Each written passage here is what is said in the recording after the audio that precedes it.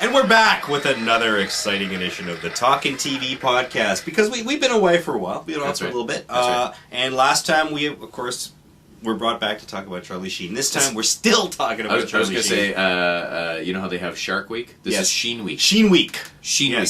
Now, last we chatted about the $100 million lawsuit that Charlie Sheen... Yeah, we talked about the contract had a Michael J. Fox clause. Yes. And what that comes from is the show Spin City. Yep. Michael J. Fox was in it. And guess who replaced Michael J. Fox when he got too ill to work on Spin City? Emilio Estevez. Close. Emilio's big brother, Charlie. That's right. It was Charlie Sheen. But he had a deal in his contract where something happened. Michael J. Fox did, yes. That said if he got sick or he couldn't work, he'd still get paid, regardless. Charlie says he's got a similar clause in his contract. Now, Michael J. Fox actually came out and said, this is a totally different situation. Don't bring me into this. Yeah. You know, I don't want anything to do with this nonsense. I was sick. I was shaking. I couldn't get on camera. Yeah. You know, I wasn't, doing Charlie Sheen stuff. Exactly. For lack of a better term. Exactly. And the interesting thing is that, we discussed how Chuck Lorre and Charlie Sheen has come out now that they hate each other. They've had this huge... But in Hollywood, if you can make somebody money, that's right. They look the other way. As opposed to Canada, where there's no money to be made, really. So if you don't like somebody, it's just the relationship is done. And somebody goes, but I make you money. They go, not really not that enough. much. It's just a little. I could get a landscaping job and make the same.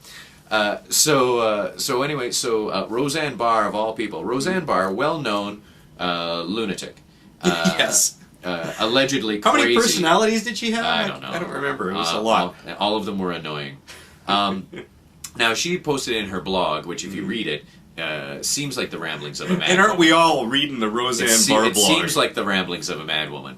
But one thing that I didn't know, and I was stunned, was that she says in her blog, Chuck Lorre was one of the writers on her TV show. I did know that. Show, I knew that. And she fired him for, as she put, quote, being a drunken lout.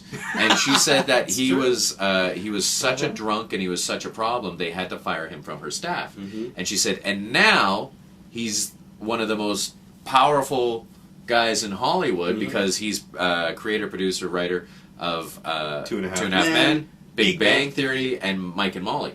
Well, let's not hold that against him. Yeah, but still, he's got these three shows that are doing well. And he's the only one who seems to really be doing well with traditional four-camera, or the traditional three-camera sitcoms these days. And Roseanne's response was, who knew you could get to be so popular and so famous just doing terrible dick jokes? I'm paraphrasing a bit what she said so that we can, if you have children in the room, we can sort of listen to this.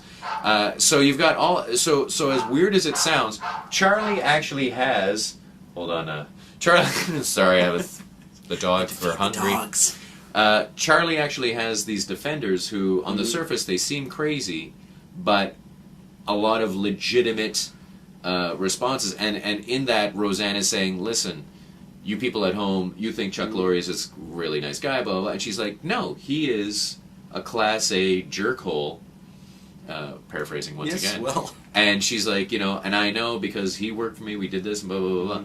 And so it's very interesting how everything is kind of coming to a head right now, and it brings it up once again. I've said it once, I've said it a million times.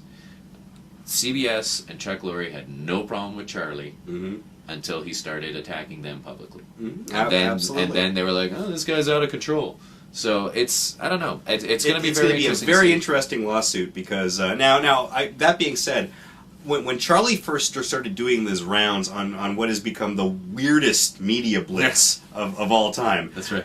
There was a point when I was actually buying in. I was like, yeah, you know what? Charlie's making sense. Charlie's actually, he's got this lifestyle that he lives, but he still shows up for work on time, still gets the job done. And in terms of what he was doing on the show, but you know what? The more I'm seeing Charlie, the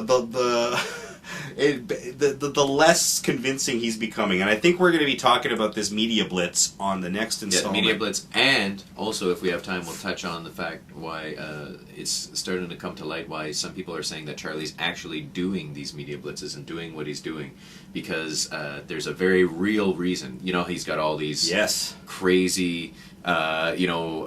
Let's not say crazy, let's say whimsical. Whimsical, Gary Busey-like reasons for why he's no longer doing it. But there are some people who are close to Charlie, and it's starting to come out because when the lawyers get involved and everything like that, and stuff's starting to come out, that there's some very real reasons why Charlie may be acting the way he is, and it's. I want to hear about that, and we're going to hear about that next time on the next edition of the Talkin' TV podcast.